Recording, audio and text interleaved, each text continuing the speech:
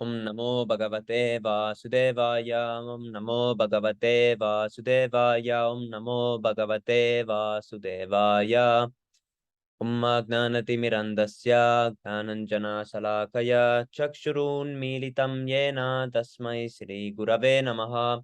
Shri Chaitanya Manobhistam Stapitam Yena Bhutale Swayam Rupa Kadamahyam Darati Swapadandikam Vandeham Shri Guru Shri Yutapatakamalам Shri Gurun Vaishnavamscha Shri Rupam Sagrijatam Sagana Raghunathanvitam Tam Sajivam Sadvaitam Savadutam Parijana Sahitam Krishna Chaitanya Devam Shri Radha Krishna Padan Sagana Lalita Shri Visakanvitamscha He Krishna Karuna Sindho Dinapando Jagatpate Gopesh Gopika Kanta Radha Kanta Namostute Tapta Kanchana Gaurangi Radhe Vrindavaneshwari Vrisabhanusute Devi Pranamami Haripriye Panchakalpatarupyascha Kripa Sindhupya Evacha Patitanam Pavanebhyo Vaishnavebhyo Namo Namaha Namam Vishnu Padaya Krishna Pristaya Bhutale Srimate Bhaktivedanta Swami Niti Namine Namaste Saraswate Deve Gauravani Pracharine Nirbhisesha Shunyabari Pashatta Deshatarine Jai Shri Krishna Chaitanya Prabhu Nityananda Sri Advaita Gadadhar Srivasadi Gaura Bhakta Vrinda Hare Krishna Krishna Krishna Hare Hare Hare Rama Rama Rama Hare Hare Tibo. Okay, so where we left, let's find. Hare Krishna, please accept my humble obeisances. All glories to Srila Prabhupada. Hare Krishna. Humble obeisances, all glories to Srila Prabhupada. Yes, Haribol. We left off on Gopi chapter. I mean Gopi introduction. Yes, Rasida. Yes, Prabhu. Yesterday we read the introduction, and now we are at. Oh yeah. Yesterday I missed. Yes. Yeah, we are on this, but it continues. It was just the introduction. Now the pastimes is explained. Okay, Haribol. So chapter 30. Krishna's hiding from the gopis. So last chapter was the beginning of this, where the gopis met Krishna, and then they became proud. And when they became proud, Krishna, he left because they became proud, and then they realized, oh, we became proud, and they were wandering around, and they became crazy because they couldn't find Krishna anywhere, and they understood they're becoming proud, and then they found the footprints of Krishna, and along with Krishna's footprints, they found one other footprints also, and then they realized Srimati Radharani's footprints, and they were like, oh, she's so fortunate, but then later they found Radharani also alone. And when they found Radharani alone, they became sympathizing to her, I mean. And they were like, and she also explained to them that I became proud and Krishna left me also. And from this, it continues. Yeah. Another interesting thing that we're about to read about gopis, and right now Sundar Gopal Prabhu, shared some information about Gopi on WhatsApp. That's interesting. I mean, yeah, Hare Krishna, names of the gopis. Yeah, names of the primary gopis, I believe. Yeah, I think we can read it later, maybe. Yes, Prabhu. Yes, I know this. There is these parties. There is Chandravali's party, and then there is Radharani. And they're like having competition. And when they know that, oh, like their Saki, they're like the main gopi is with Krishna, then they're all happy. Like when Radharani was with Krishna, they were happy about that it's Radharani who is with Krishna. Yeah. Okay, Haribol. So Krishna's hiding from the gopis. When Krishna suddenly disappeared from the company of the gopis, they began to search for him in every place. After not finding him anywhere, they became afraid and almost mad after him. They were simply thinking of the pastimes of Krishna in great love and affection. Being absorbed in thought, they experienced loss of memory, and with dampened eyes, they began to see very pastimes of Krishna, his beautiful talks with them, his embracing, kissing, and other activities. Being so attracted to Krishna, they began to imitate his dancing, his walking and smiling, as if they themselves were Krishna. Due to Krishna's absence, they all became crazy. Each one of them began to tell each other that she was Krishna himself. Soon they all began to assemble together and chant Krishna's name very loudly, and they moved from one part of the forest to another searching for him. Actually, Krishna is all pervasive. He is in the sky and he is in the forest. He is within the heart and he is always everywhere. The gopis therefore began to question the trees and plants about Krishna. There were various types of big trees and small plants in the forest, and the gopis began to address them. Dear Banjan tree, have you seen the son of Maharaj Nanda passing this way, laughing and playing on his flute? He has stolen our hearts and has gone away. If you have seen him, kindly inform us which way he has gone. Dear Ashoka tree, dear Naga flower, dear Champaka flower tree, have you seen the younger brother of Balaram pass this way? He has disappeared because of our pride. The gopis were aware of the reason for Krishna's sudden disappearance. They could understand that when they were enjoying Krishna, they thought themselves to be the most fortunate woman within the universe. And since they were feeling proud, Krishna disappeared immediately just to curb their pride. Krishna does not like a devotees to be proud of their service to him. He accepts everyone's service, but he does not like one devotee to be prouder than others. If sometimes there are such feelings, Krishna ends them by changing his attitude toward the devotee. Oh, this is this the, one second. Oh yes, we also read this yesterday, but yeah, now we're reading it again. I was thinking that this is really familiar, like I'm reading it second time. Yeah, it's the same. Okay, let's continue. Haribol. Oh, Hare Krishna Bhagavan Prabhu Dandat Pranam Jai Shri Prabhupada. Hare Krishna Prabhu Dandat Pranam Jai Shri Prabhupada. So the gopis then began to address the Tulasi plants. Dear Tulasi, you are much beloved by Lord Krishna because your leaves are always at his lotus feet. Dear Malati flower, dear Malika flower, dear Jasmine flower, all of you must have been touched by Krishna while he was passing this way after giving us transcendental enjoyment. Have you seen Madhava passing this way? O mango trees, O trees of jackfruit, O pear trees and asana trees, O blackberries and bal trees and trees of kadamba flower, you are all very pious trees to be living on the bank of the Yamuna. Krishna must have passed through this way. Will you kindly let us know which way he has gone? The gopis then looked upon the ground, and they were traversing and began to address the earth. Dear earthly planet, we do not know how many penances and austerities you have undergone to be now living with the footprints of Lord Krishna upon you. You are very jolly. The hairs of your body are these jubilant trees and plants. Lord Krishna must have been very much pleased with you. Otherwise, how could he have embraced you in the form of Varaha the boar? When you were submerged in water, he delivered you, taking the whole weight of your existence on his tusks. After addressing the innumerable trees and plants, they turned their faces toward the beautiful deer, who were looking on them very pleasingly. It appears they addressed the deer, that Krishna, who is the supreme Narayana himself, must have passed through this way along with his companion Lakshmi, the goddess of fortune. Otherwise, how is it possible that the aroma of his garland, which is smeared with the red kunkuma from the breast of the goddess of fortune, can be perceived in the breeze blowing here? It appears that they must have passed through here and touched your bodies, and thus you are feeling so pleasant and looking towards us with sympathy. Will you kindly therefore inform us which way Krishna has gone? Krishna is the well-wisher of Vrindavan. He is as kind to you as to us. Therefore, after leaving us, he must have been present in your company. O fortunate trees, we are thinking of Krishna, the younger brother of Balaram, while passing through here, with one hand resting on the shoulder of the goddess of fortune, and the other hand whirling a lotus flower.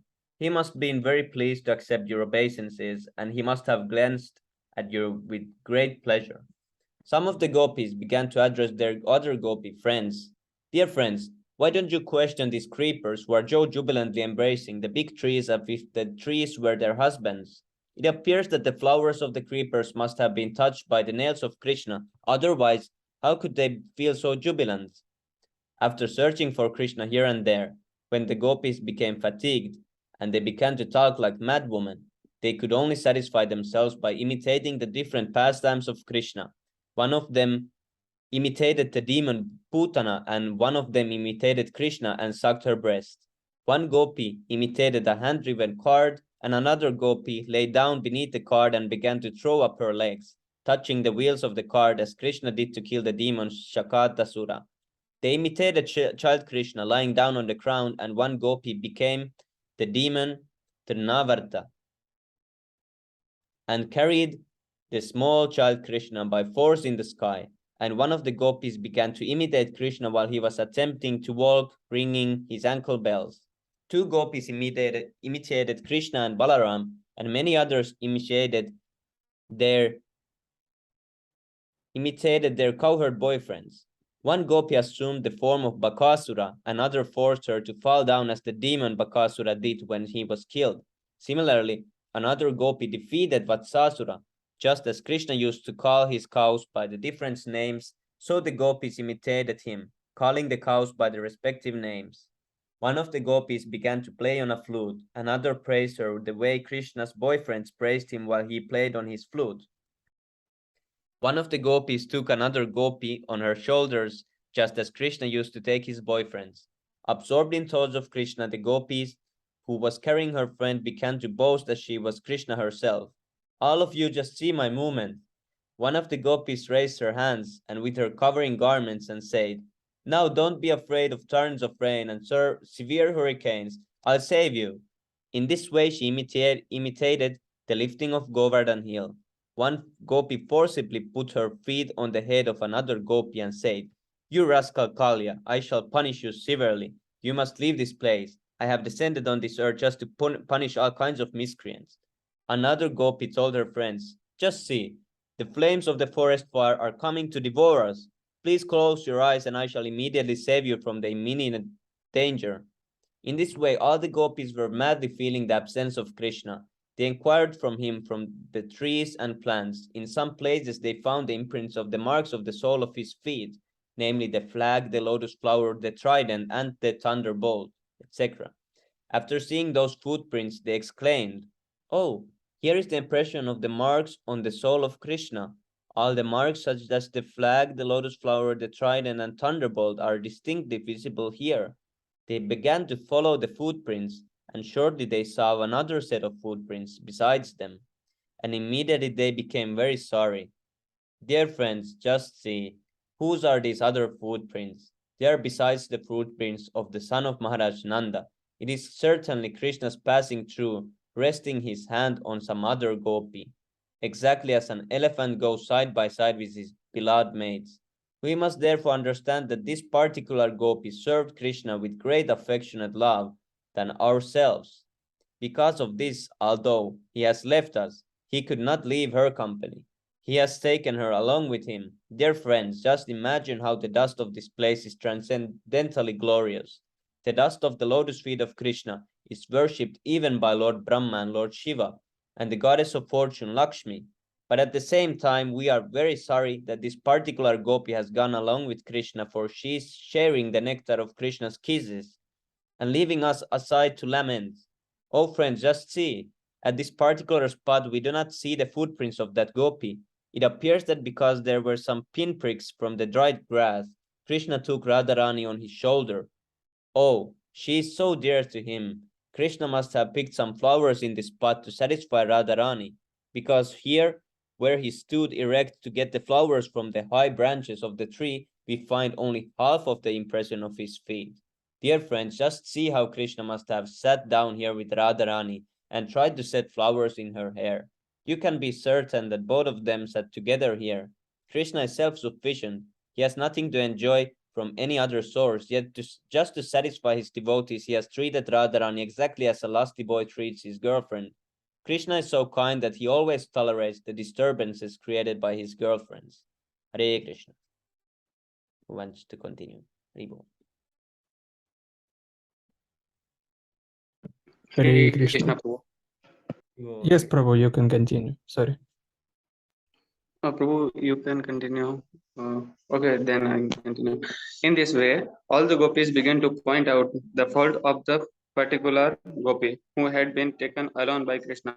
They began to say that the cheap gopi Radharani, who was taken alone by Krishna must be very proud of her position, thinking herself the greatest of the gopis. Yet, how could Krishna take her away alone, leaving all of us aside, unless she she be extraordinary qualified and beautiful? She must have taken Krishna in deep forest and told him, "My dear Krishna, I am now very tired. I cannot go any further. Please carry me. We carry me whoever you like." Uh, however you like. When Krishna was spoken to in this way, he might have told Radharani, "All right, better get on my shoulder," but immediately Krishna must have disappeared, and now Radharani must be lamenting for him. "My dear lover, my dearest, you are so fine and so powerful. Where you have gone? I am nothing but your most obedient maid servant. I am very much agree, aggrieved. Aggrieved. Please come and be with me again." Krishna, however, not coming to her. He must be watching her from a distant place and enjoying her sorrow. All the gopis then went further and further into the forest, searching out Krishna. But when they learned that actually Radharani was left alone by Krishna, they become very sorry. This is the test of Krishna consciousness. In the beginning, they were a little envious that Krishna has taken Radharani alone, leaving aside all the gopis. But as soon as they knew that Krishna had also left Radharani and that she was alone lamenting for him, they become more sympathetic to her. The gopis found Radharani and heard everything from her about how she misbehaved with Krishna and how she was proud and was insulted for her pride. After hearing all this, they become actually very sympathetic. Then all the gopis, including Radharani, began to pro- proceed further into the forest until they could no longer see the moonlight. When they saw that it was getting gradually darker, they stopped their were intelli- mind and intelligence become absorbed in the thought of Krishna. They all imitated and imitated the activities of Krishna and his speeches. Due to their heart and soul being completely given to Krishna, they began to chant his glories, completely forgetting their family interest. In this way, all the gopis assembled together on the bank of Yamuna and expecting that Krishna must return to them. They simply engaged in the chanting of glories of Sri Krishna, Hare Krishna, Krishna Krishna, Hare Hare, Hare Ram, Ram Ram, Hare Hare. Thus end the Bhaktivedanta purport of the 13th chapter of Krishna's hiding from the gopis. Hare Krishna. Evil.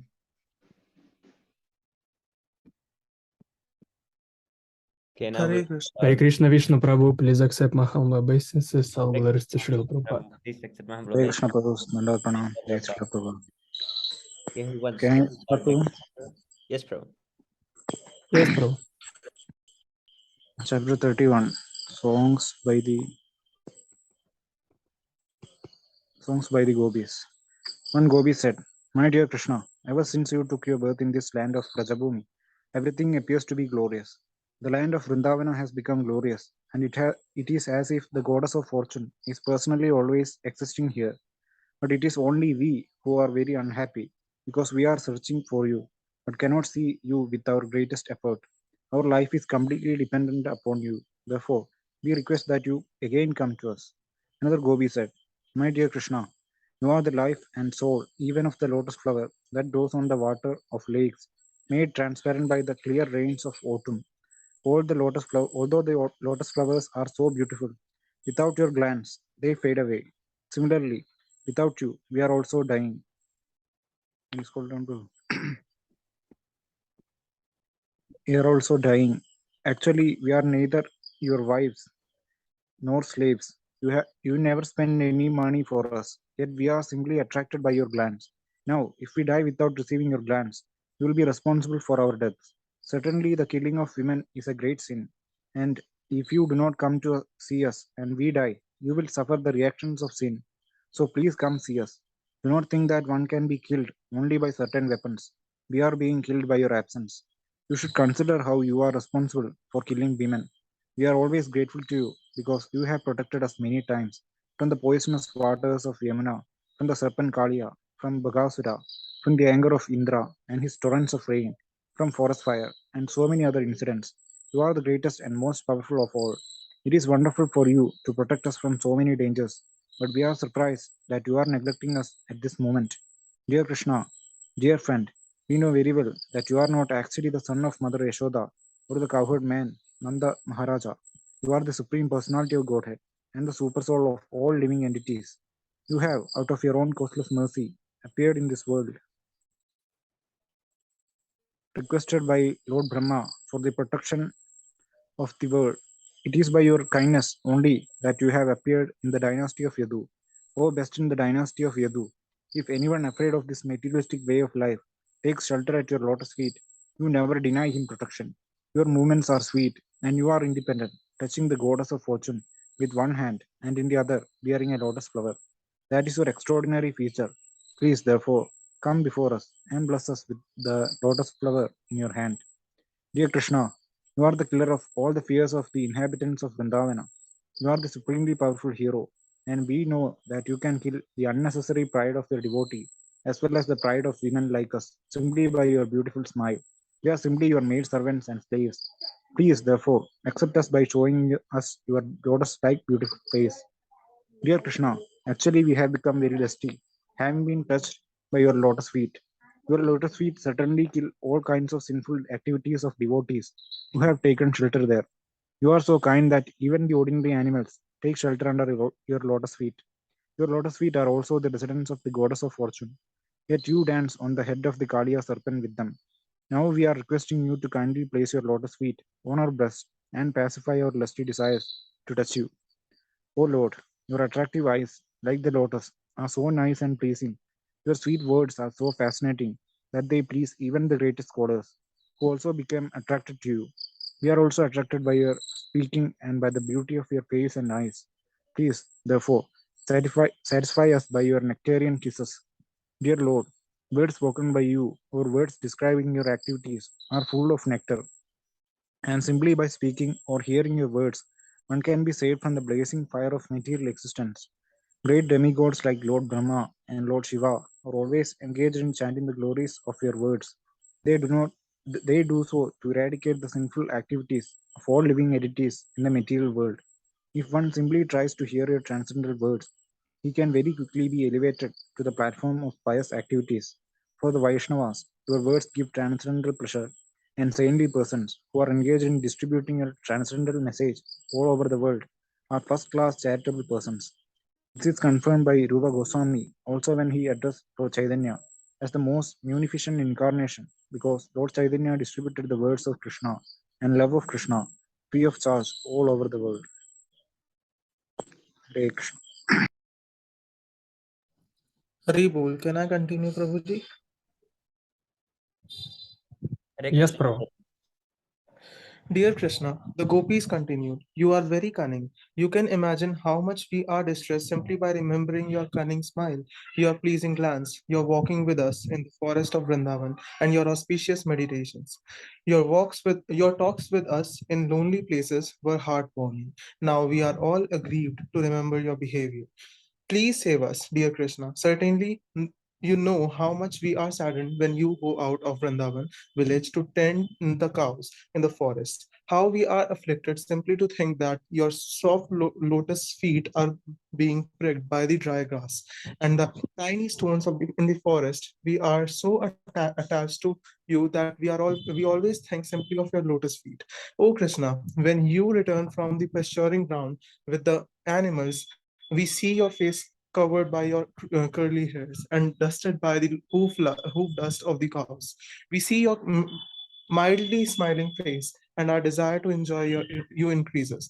Oh, dear Krishna, you are the supreme lover, and you always give shelter to surrendered souls. You fulfill everyone's desire. Your lotus feet are even worshipped by Lord Brahma, the creator of the universe.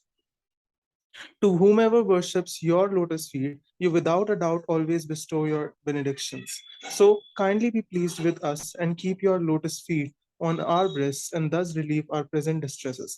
Dear Krishna, we are seeking your kisses, which you offer even to your flute. The vibration of your flute enchants the whole world and our hearts also. Kindly, therefore, return and kiss us with your mouth of nectar. When Lord Krishna finally reappeared and assembled with the gopis, he asked, he looked very beautiful, just befitting a person with all kinds of opulences. In the Brahma Samhita, it is stated, Anand Chin Maya Ras Pratibhavitabhih Krishna alone is not particularly beautiful, but when his energy, especially his pleasure energy, represented by Radharani, expands, he looks very magnificent.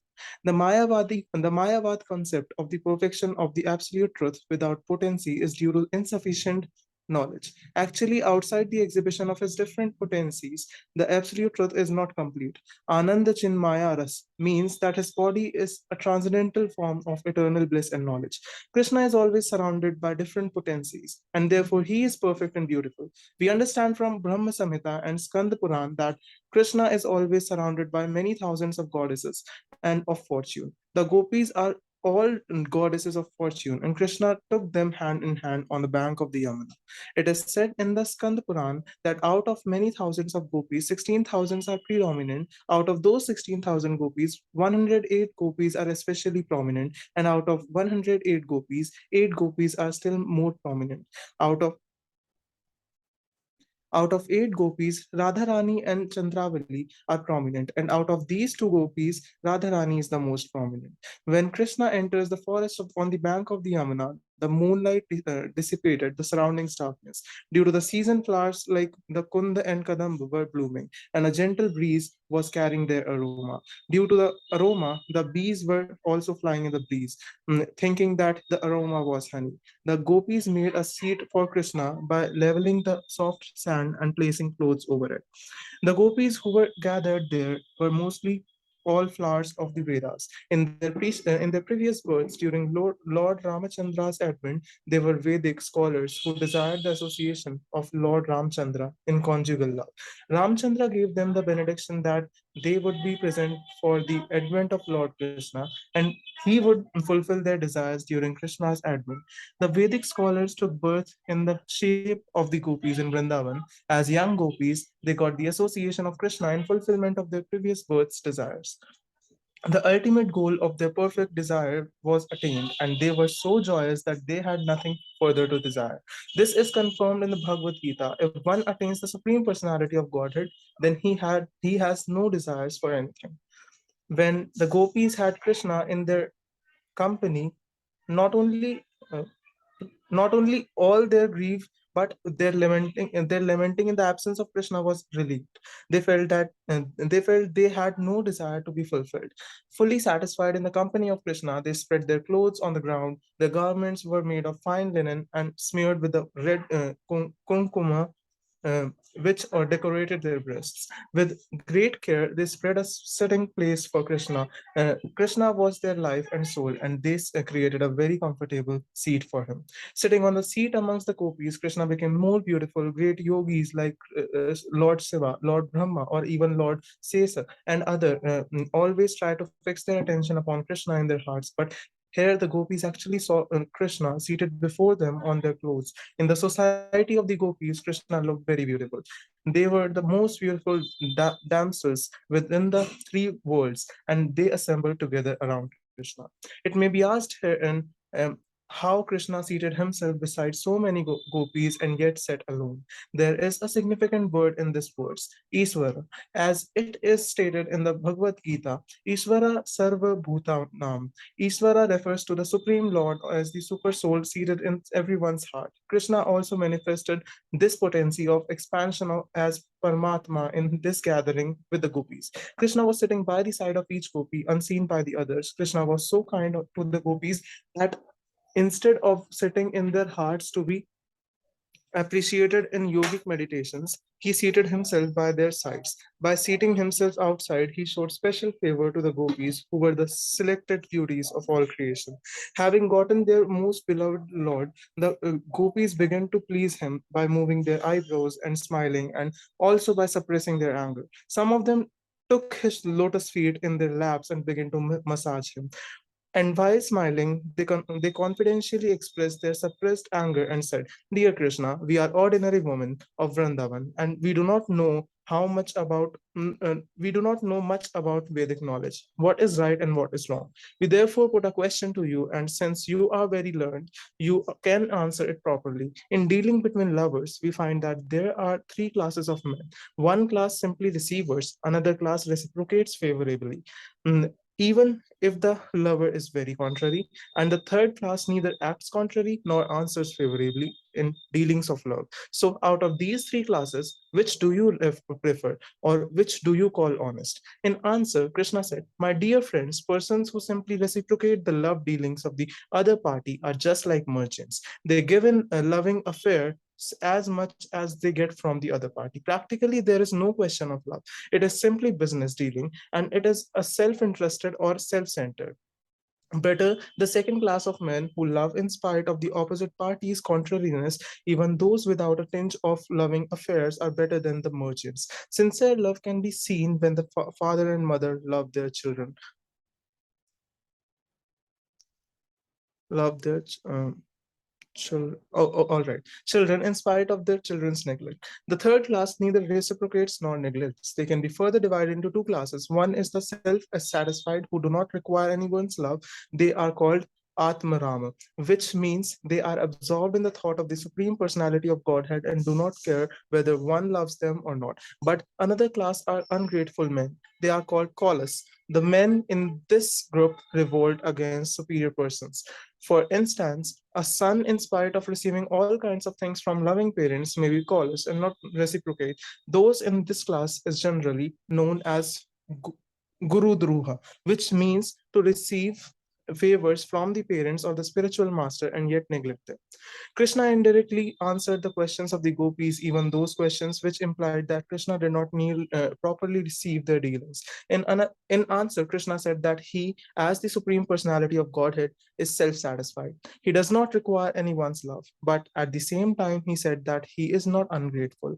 My dear friends, Krishna continued, you might be aggrieved by my words and acts, but you must know that sometimes I do not reciprocate my devotees' dealings with me. It appears that my devotees are very much attached to me, but sometimes I do not reciprocate their feelings properly in order to increase their love for me and more, me more and more.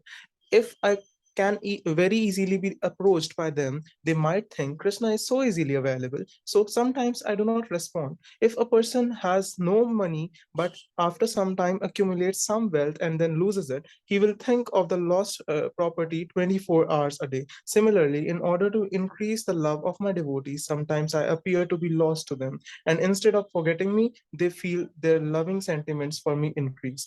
My dear friends, do not think for a moment that I have been dealing with you just like ordinary devotees. I know what you are. You have forsaken all kinds of social and religious obligations. You have given up all connections with your parents without caring for social conventions and religious obligations. You have come to me and loved me, and I am so much obliged to you that I cannot treat you as ordinary devotees. Do not think that I was away from you, I was near to you. I was simply seeing how much you were anxious for me in my absence. So please do not try to find faults in me because you consider me so dear to you. Kindly excuse me if I have done anything wrong. I cannot repay your continual love for me, even throughout the lifetimes of the demigods in the heavenly planets, it is impossible to repay you or show gratitude for your love. Therefore, please be satisfied by your own pious activities. You have displayed exemplary attraction for me, overcoming the greatest difficulties arising from family connections.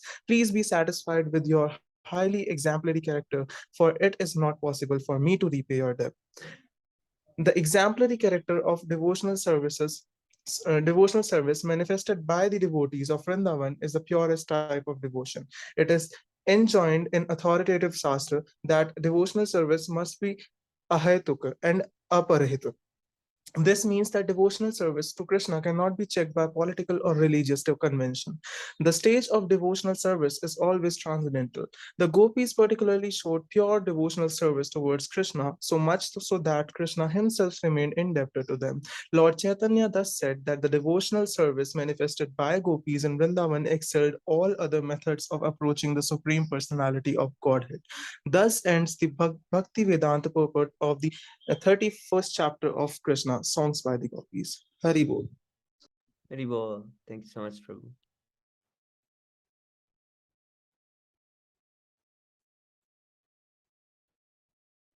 Okay, next one is so long that we need to read it tomorrow. People. So now let's go to Siksastakam prayer. Cheto darpanamarjanam bhavamaha davagni nirvapanam Shreyah kairava chantrika vitaranam vidyavadu jivanam Anandam buddhivardhanam pratipadam purnamritasvadanam sarvatmasnapanam param vichayate Sri Krishna Sankirtanam.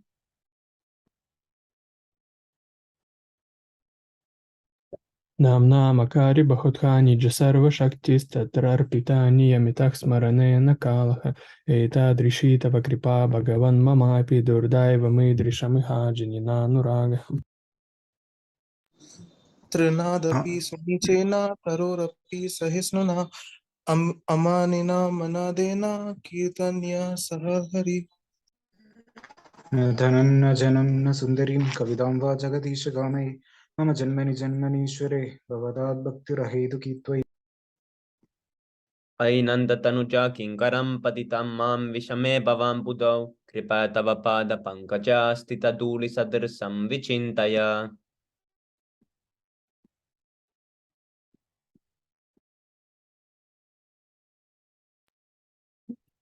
नयनं गलदशुद्धारया वदनं गद्गदारुथया गिरा पलाकैर्निचितां वपुः कदा तव नामग्रहणे भविष्यति Yugayatam Nimasena Chaksusa Pravarsitam Sunyayatam Jagat Sarvam Govinda Virahayanami. सेवाबाधरदां पिनष्टुमां दर्शनां मर्महदां करोतु वा यदा तदा वा विददातु लम्पटो प्राणनादस्तु Haribo, glory to the Sri Krishna Sankirtana, which cleanses the heart of all the dust accumulated for years and extinguishes the fire of conditional life, of repeated birth and death. This Sankirtana movement is the prime benediction of humanity at large because it spreads the rays of the benediction moon. It is the life of all transcendental knowledge. It increases the ocean of transcendental bliss, and it enables us to fully taste the nectar for which we are always anxious. Oh my my Lord. Haribo. Yes, Prabhu, you can continue. No, Prabhu, you continue, please. Okay, Hare Krishna. Oh my Lord, your holy name alone can render all benediction to living beings, and thus you have hundreds and millions of names like Krishna and Govinda. In these transcendental names, you have invested all your transcendental energies. There are not even hard and fast rules for chanting these names. Oh my Lord, out of kindness, you enable us to easily approach you by your holy names, but I am so unfortunate that I have no attraction for them. One should chant the holy name of the Lord in a humble state of mind, thinking oneself lower than the straw in the street. One should be more tolerant than a tree, devoid of all sense of false prestige, and should be ready to offer all respect to others. In such a state of mind, one can chant the holy name of the Lord constantly. Oh Almighty Lord, I have no desire to accumulate wealth, nor do I desire beautiful women, nor do I want any number of followers. I only want your costless devotional service, birth after birth. O son of Maharaj Nanda, Krishna, I am your eternal servitor, yet somehow or other I have fallen into the ocean of birth and death. Please pick me up from this ocean of death and place me as one of the atoms at your lotus feet.